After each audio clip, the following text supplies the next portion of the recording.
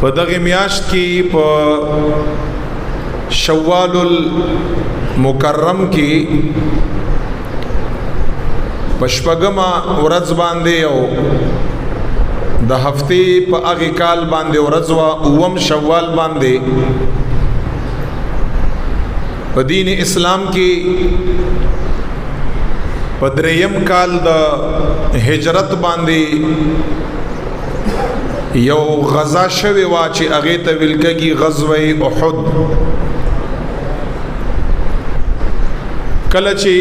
حضور مبارک صلی الله علیه وسلم مدینه منوره ته هجرت وکړ، په دین اسلام کې اول غزا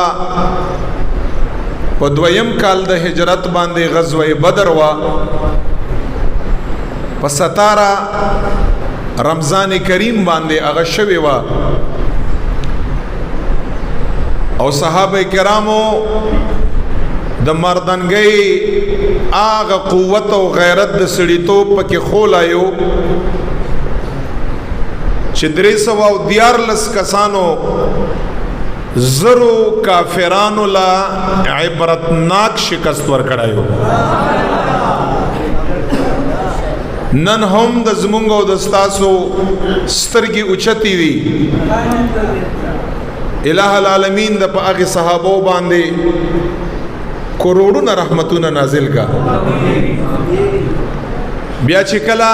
دریم کال شو د هجرت په مدینه منوره کې دغه چې کومه میاشت روانه ده شوال المکرم دغه میاشت وا په دغه میاشت کې صحابه کرام او حضور مبارک په یو بل امتحان کې په دویمه غزوه کې د کافرانو په خلاف باندې په امتحان کې مبتلا شو